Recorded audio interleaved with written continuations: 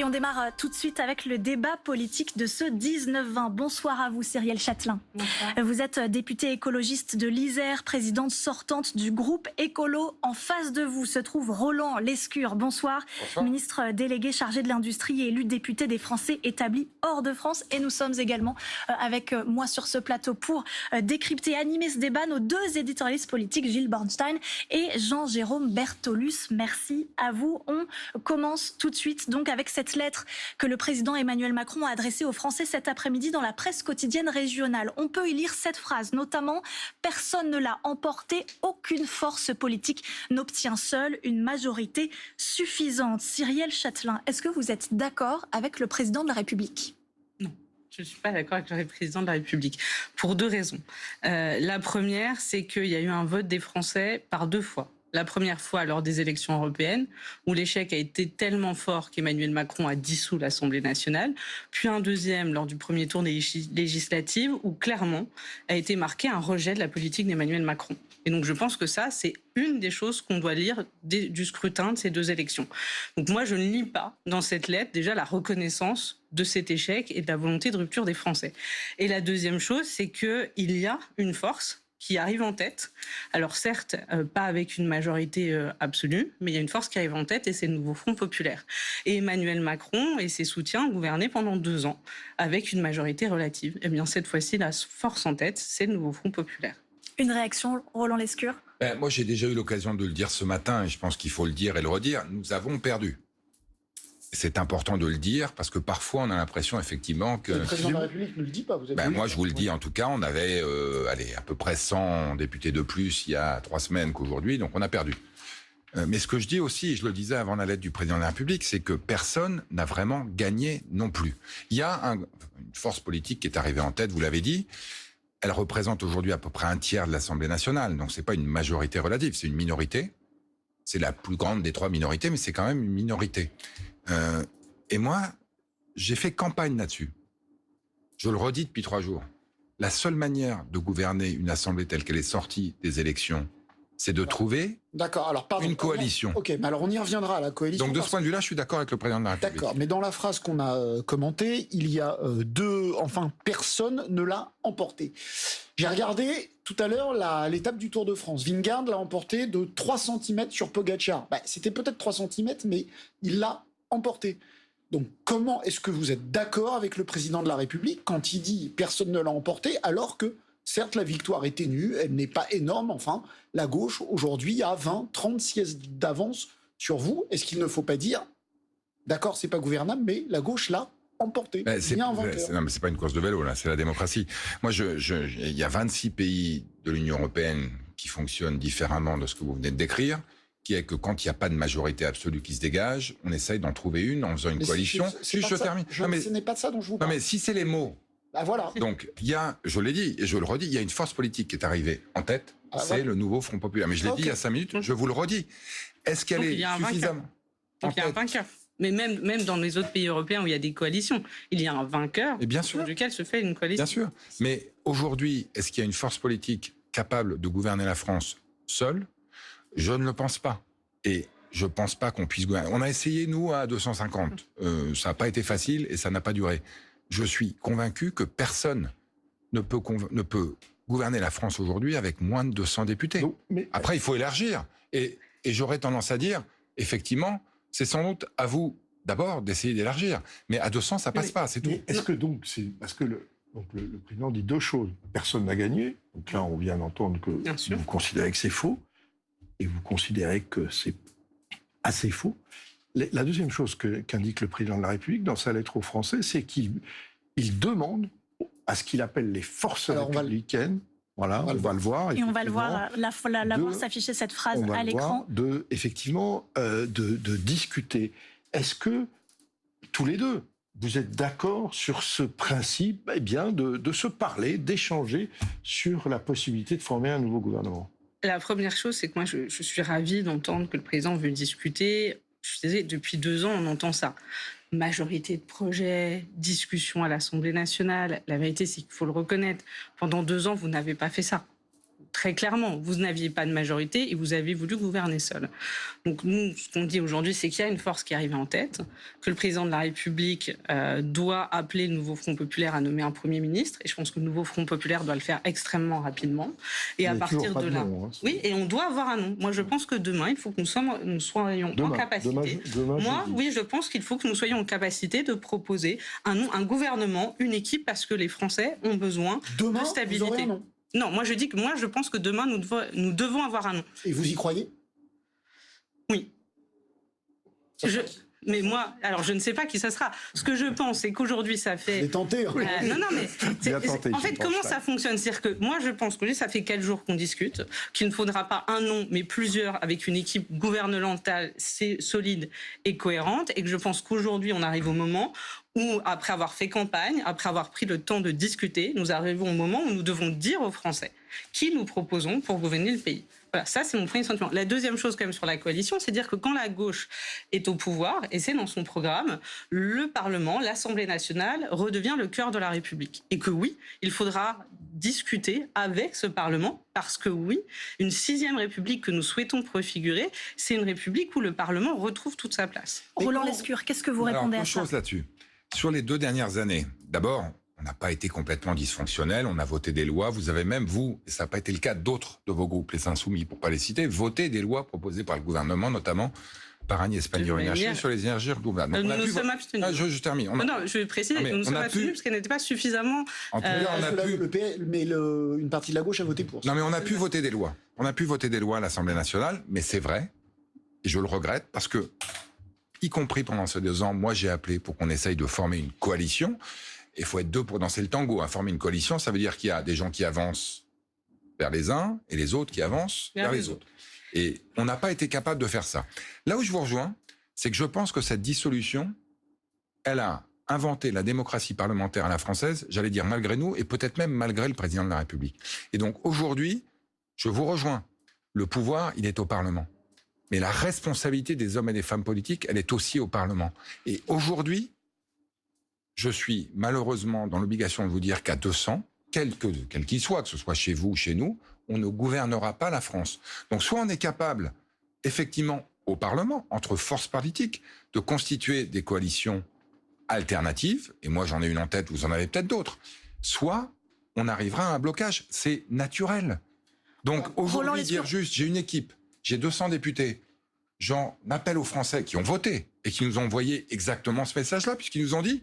Mettez-vous d'accord, parce que je ne donne la majorité à aucun d'entre vous. C'est pas viable. Donc, il faut trouver autre chose. On va y revenir, si vous voulez bien. J'aimerais d'abord qu'on se rende du côté de l'Assemblée nationale, puisque Camille Plaisant nous attend devant le Palais Bourbon. Bonsoir à vous, Camille.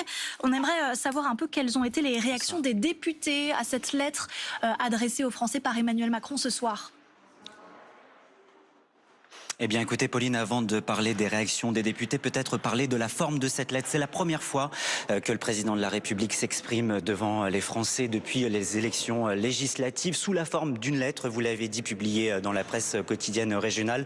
Le président de la République, Emmanuel Macron, l'a déjà fait par le passé, utilisé cet intermédiaire.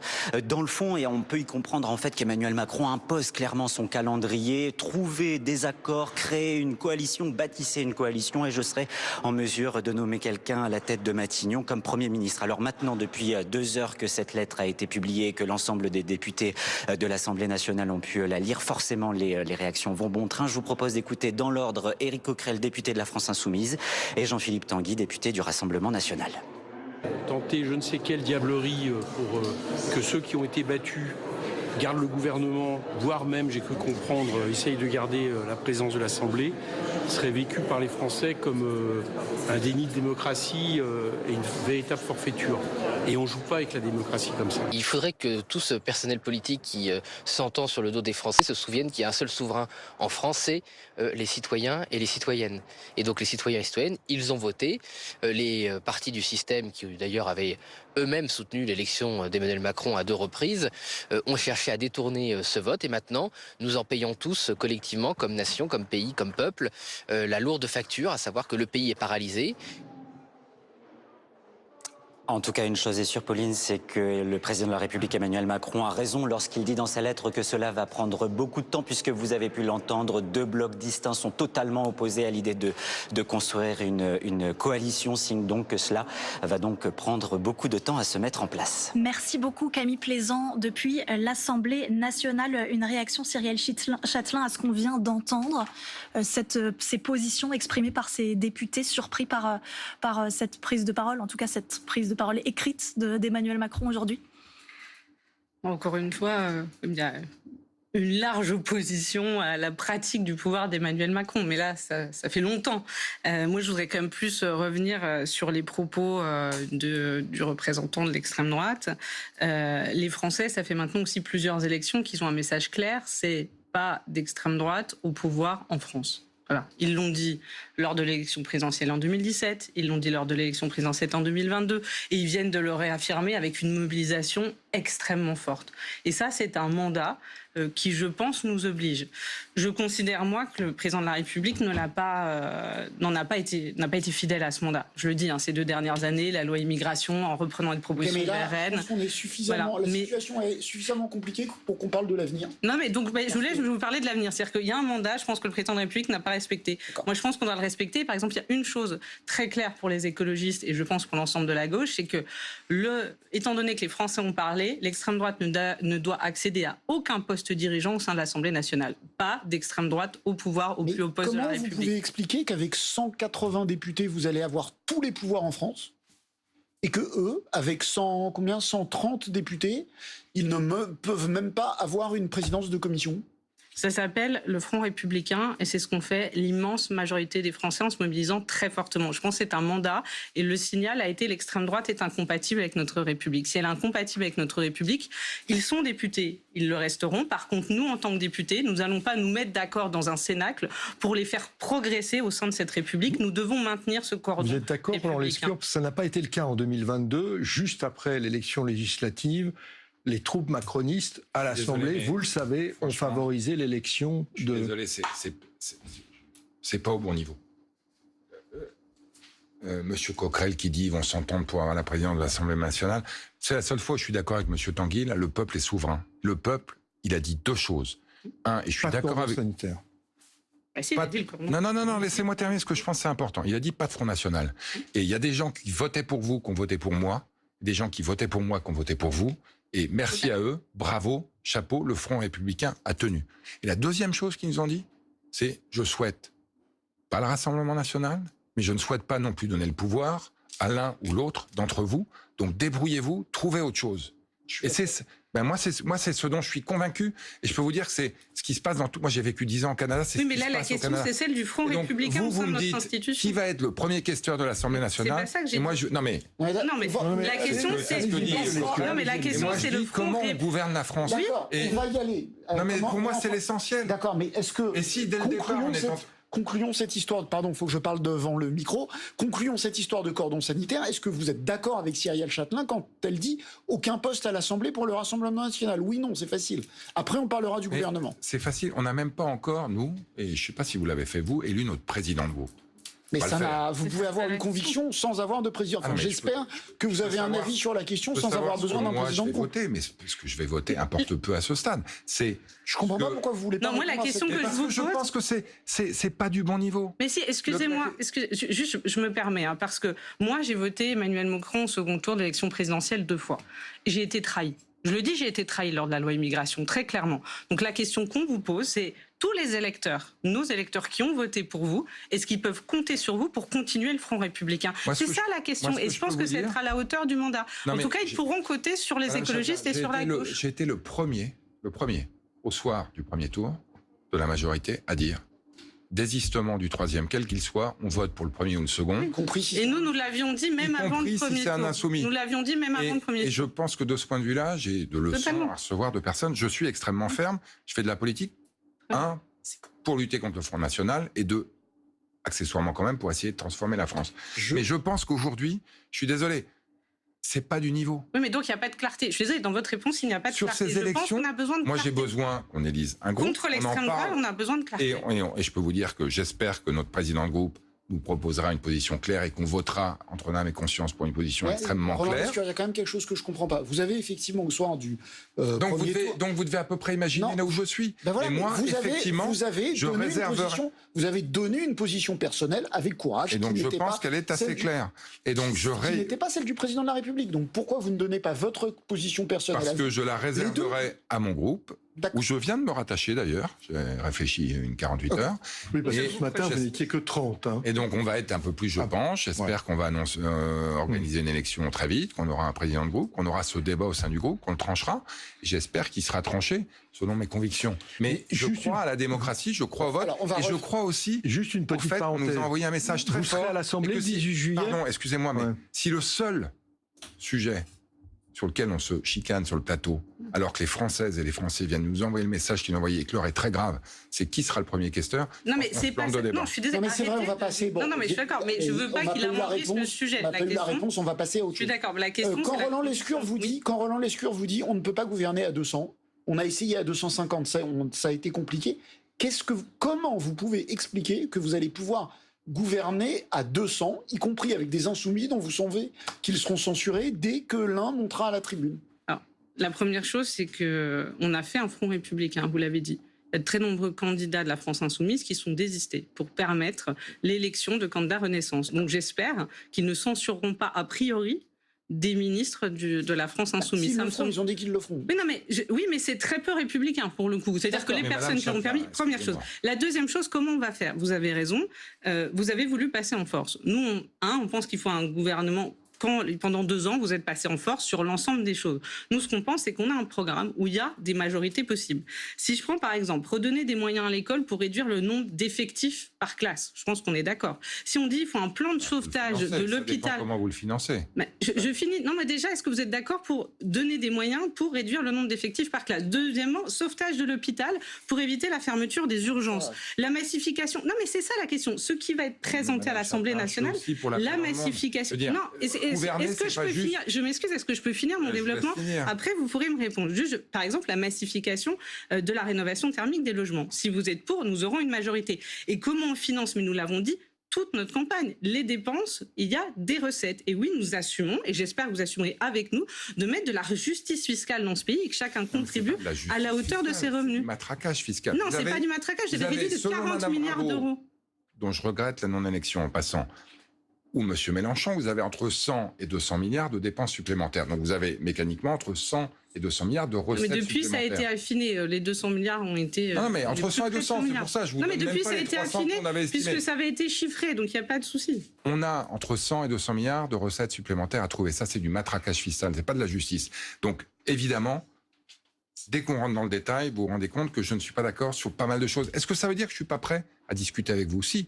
Mais revenons une seconde sur les insoumis quand même. Oui, parce moi que je trouve que c'est les important. Insoumis, ils ont voté pour Emmanuel Macron, peut-être, pas sûr. Oui, 70% de l'électorat, 70% de l'électorat contre insoumis. Ce qui est clair, et du nouveau Front populaire, on revote.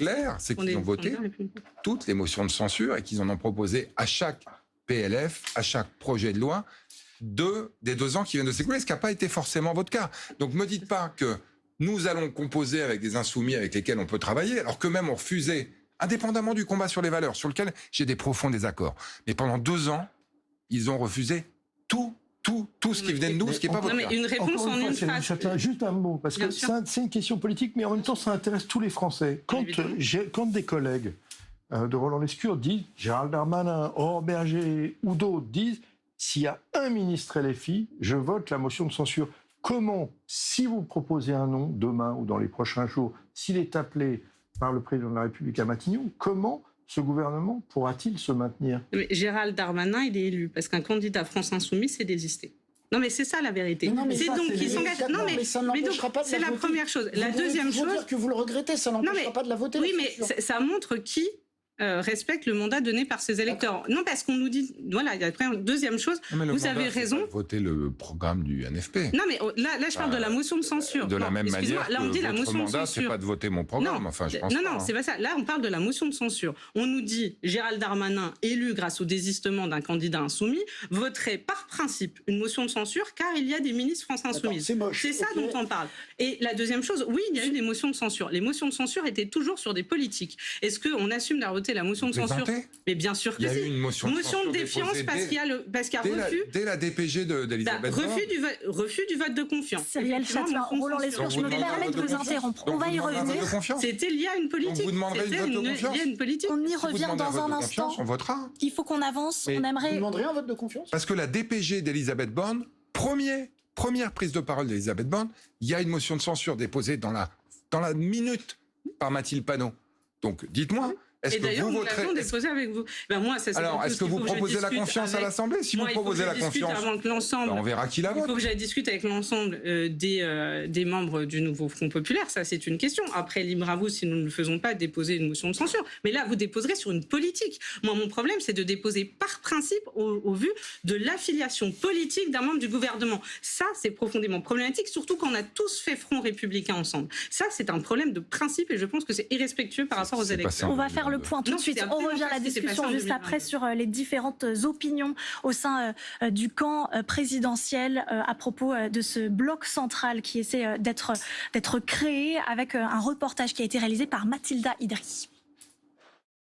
Macron avait parié sur une division de la gauche, mais c'est aujourd'hui la majorité présidentielle qui semble la plus fragile. Du côté du MoDem, la position est claire. Les centristes doivent s'allier avec une partie de la gauche. Je pense qu'on a besoin d'avoir un pays qui soit gouvernable pour répondre aux attentes des Français, c'est ça qui compte. Donc vous pourriez gouverner avec la gauche. Mais j'ai pas dit avec la gauche, il faut qu'on travaille aussi avec la droite. Donc c'est pas unilatéral, vous voyez bien que cette assemblée, personne ne peut à lui seul être majoritaire. Et tout le monde a besoin des autres. On verra. À l'inverse, le groupe Renaissance est divisé. Une centaine de députés a été élue sous l'étiquette Renaissance. Pourtant, ce mercredi, ils étaient seulement 33 à s'affilier au groupe parlementaire. Un communiqué de ces députés a été publié aujourd'hui. Les élus appellent à une coalition de projets allant des sociodémocrates à la droite de gouvernement. Mais la situation est en réalité plus complexe. Parmi les ténors du parti, Gérald Darmanin prêche pour un rapprochement avec les Républicains, comme la ministre et députée Aurore Bergé. J'ai vu des mains qui se tendaient à droite, au sein des Républicains. J'ai entendu Xavier Bertrand, j'ai entendu Olivier Marleix, je vois un certain nombre de députés de droite. Et je crois que c'est une bonne chose pour la démocratie, qu'à la fois, nous, le bloc central, on se dise, évidemment, comme nous ne pouvons pas gouverner seuls, il va bien falloir qu'on accepte de tendre la main nous aussi et de faire des compromis. D'autres tendent la main à la gauche, comme l'ancienne première ministre Elisabeth Borne, la ministre Agnès Pannier-Runacher ou encore le député Ludovic Mendes. Moi, j'appelle à une coalition qui soit la plus large possible, des LR aux écologistes. Il faut absolument qu'on arrête... C'était avant. Donc sans les insoumis. Et il faut absolument... Toujours sans ni RN ni LFI. Certains font même scission avec la Macronie. Sacha Houlier, député de la Vienne, appartenant à l'aile gauche du parti, a lui annoncé mardi matin qu'il ne voulait pas siéger avec Renaissance. Il souhaite créer un autre groupe, social-démocrate.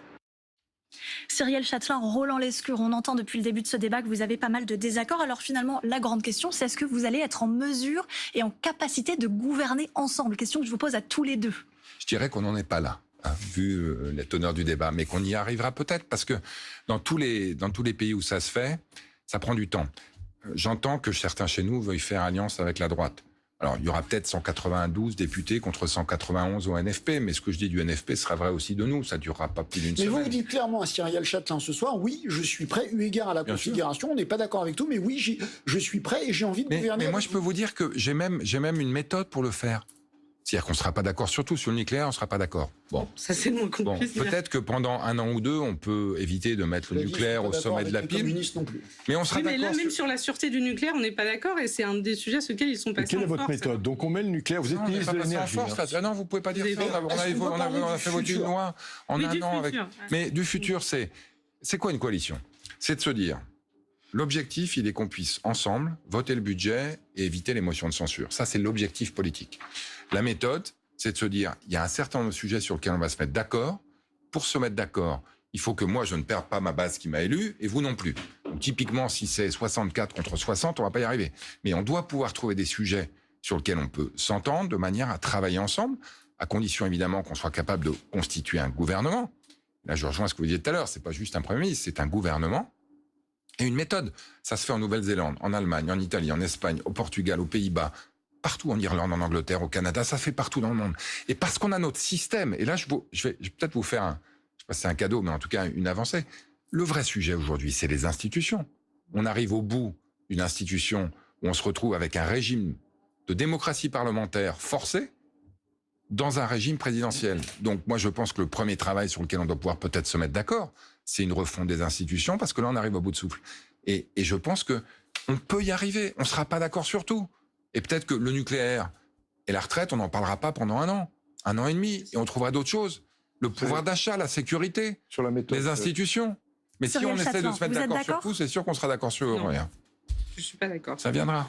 Non, je ne suis pas d'accord. C'est-à-dire qu'en fait, pendant 2 ans, ils nous ont dit nous ne sommes pas majoritaires et c'est notre programme, tout notre programme. Et maintenant que nous sommes devant, nous devrions composer et laisser des pans essentiels de notre programme. Non, je suis désolée. Un pan. Est-ce que vous pouvez. Je vous ai écouté religieusement.